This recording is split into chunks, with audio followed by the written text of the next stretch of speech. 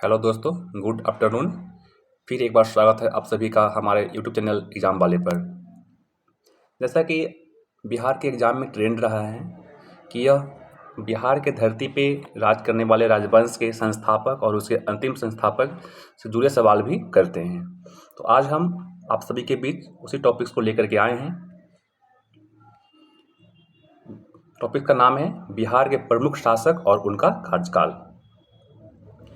प्रथम है उसमें हर्यक वंश, जो कि बिहार में या यूँ कहें भारत में भी कर सकते हैं 544 ईस्वी से लेकर के 544 ईसा पूर्व से 412 ईसा पूर्व तक इनका शासन रहा था। इसके संस्थापक थे बिंबिसार और अंतिम शासक थे नागदशक। और अन्य प्रमुख शासक की बात करें, यहाँ पे अंतिम शासक न होगा, यहाँ पे अन्य प्रमुख शासक होगा। अन्य प्रमुख शासक जिसमें अजातशत्रु उदयन ने ही पाटलिपुत्र शहर को बसाने का काम किया था। अब अगला है शिशुनाग वंश। शिशुनाग वंश 412 ईसा पूर्व से लेकर के 344 ईसा पूर्व तक राज किए थे। इनके संस्थापक थे शिशुनाग और इनकी राजधानी पाटलिपुत्र एवं वैशाली थी। और अंतिम शासक नंदीवर्धन या महानंदिन थे। और इनके कुछ प्रमुख शासक की बात करें इसके अलावे तो वो कालाशोक थे। इनके शासन में एक बार बौद्ध संगति भी हुआ था। अब अगला शासक की बात करें तो वो है नंदवंश। नंदवंश जो कि 344 ईसा पूर्व से 322 ईसा पूर्व तक इनका शासन रहा था। इनके संस्थापक थे महापद्म नंद। इनकी राजधानी पाटलिपुत्र थी और अंतिम शासक घनानंद। दोस्तों, एक सबसे ज़्यादा महत्वपूर्ण है नंदवंश। इससे सवाल आने का चांस सबसे ज़्यादा है। तो नंदवंश के अंतिम शासक थे घनानंद। और नंदवंश के अन्य शासक की बात करें हम तो वो भूतपाल, राष्ट्रपाल एवं 10 सिद्धक थे।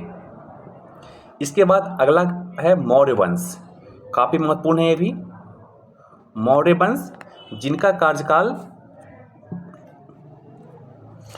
322 ईसा पूर्व से लेकर के 185 ईसा पूर्व तक था। इनके संस्थापक थे चंद्रगुप्त मौर्य। इनकी राजधानी थी पाटलिपुत्रा। और इनके अंतिम शासक थे बृहदर्थ। और अन्य शासक की बात करें तो वो बिंदुसार, अशोक, दशरथ एवं देववर्मन थे। अब नेक्स्ट वंश है अगला वंश। अब ब्राह्मण वंश आ गए। 185 ईसा पूर्व के बाद ही ब्राह्मण वंश का उद्भव हुआ था, जिसमें 3 प्रमुख वंश हुए। उन 3 में शुंग वंश सर्वप्रथम 185 से 75 ईसा पूर्व। इसके बाद आए कण्व वंश 75 से 60 ईसा पूर्व। इसके बाद सातवाहन वंश। सातवाहन वंश थे जिन्हें उत्तर भारत और दक्षिण भारत के बीच सेतु का कार्य करने का काम किया था। मतलब ऐसा कहा जाता है कि सातवाहन वंश उत्तर भारत और दक्षिण भारत के बीच सेतु का कार्य किए थे, मतलब दोनों को जोड़ने का कार्य किए थे। अब देखते हैं शुंग वंश। शुंग वंश के संस्थापक थे पुष्यमित्र शुंग, जिनकी राजधानी पाटलिपुत्र एवं विदिशा थी। और शुंग वंश के अंतिम शासक थे देवभूति। और इनके अन्य शासक की बात करें तो वो वासुज्येष्ठ या इन्हें सुज्येष्ठ भी कहा जाता था।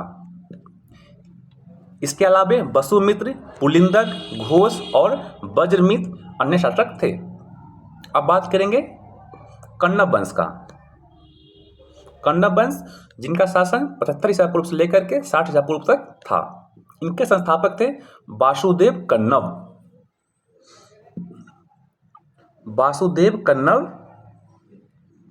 कण्व वंश के संस्थापक थे। इनकी राजधानी भी पाटलिपुत्र थी। और इनके अंतिम शासक सुशर्मा थे। और ये सुशर्मा की हत्या 60 ईसा पूर्व में सिम्मुख ने कर दी थी, जिसके बाद शातवाहन वंश का स्थापना हुआ था। सातवाहन वंश का मुख्यतः कार्य क्षेत्र दक्षिण भारत था, इसलिए हम उसको यहाँ पे शामिल नहीं किए हैं। आगे इसके बाद आए गुप्त शासक। गुप्त शासक की बात करें तो इनके संस्थापक श्रीगुप्त थे, लेकिन इनके प्रथम महान शासक चंद्रगुप्त प्रथम को कहा जाता है। ध्यान रखेंगे, गुप्त शासक गुप्त वंश का स्थापना श्रीगुप्त ने किए थे, लेकिन बात करेगा प्रथम महान शासक का तो वो चंद्रगुप्त प्रथम थे। और इनकी भी राजधानी पाटलिपुत्र थी और इनके अंतिम शासक विष्णुगुप्त थे। और इनके अन्य प्रमुख शासक की बात करें तो वो समुद्रगुप्त, रामगुप्त, चंद्रगुप्त और चंद्रगुप्त द्वितीय, जिनको विक्रमादित्य के नाम से भी जाना जाता है। इसके आगे बात करते हैं परवर्ती गुप्त वंश, जिनका 510 से लेकर के 725 ईस्वी तक शासन रहा है। परवर्ती गुप्त वंश का संस्थापक कृष्णगुप्त थे और इनके अंतिम शासक थे जीवितगुप्त द्वितीय। तो परवर्ती गुप्त वंश के संस्थापक कृष्णगुप्त, तो वही अंतिम शासक जीवितगुप्त द्वितीय थे। इसके बाद हम बात करते हैं पाल वंश। पाल वंश के संस्थापक गोपाल थे और पाल वंश का जो राजधानी था वो मुंगेर था। ये क्या है, पाल वंश की राजधानी से जुड़ा हुआ सवाल बराबर आते हैं एग्जाम में, तो याद रखेंगे पाल वंश की राजधानी मुंगेर थी। और पाल वंश के अंतिम शासक रामपाल थे जी, रामपाल। और पाल वंश के अन्य शासक की हम बात करें तो उसमें धर्मपाल, देवपाल, नारायणपाल और राज्यपाल। अब इसकी आगे हम बात करेंगे अब मिथिला के कर्नाट वंश। मिथिला के कर्नाट वंश इधर कुछ वर्षों से बिहार के जो आयोग है इनसे जुड़ा सवाल करने लगे हैं। मिथिला के कर्नाट वंश के संस्थापक नान्यदेव को जाना जाता है और इनकी राजधानी सिमरावगढ़ था। अंतिम शासक हरि सिंह देव, तो वही इसके अन्य प्रमुख शासक गंगदेव और नरसिंह देव थे। दोस्तों, आज की वीडियो में इतना ही था और आप लोग के लिए आज का सवाल ये है कि नालंदा विश्वविद्यालय की स्थापना किसने की थी? नालंदा विश्वविद्यालय। चलिए, आज की वीडियो में इतना ही। Thank you very much. और अब जो भी लोग हमारे चैनल को सब्सक्राइब नहीं किए हैं, सब्सक्राइब कर ले और वीडियो को ज़्यादा से ज़्यादा शेयर करें। धन्यवाद।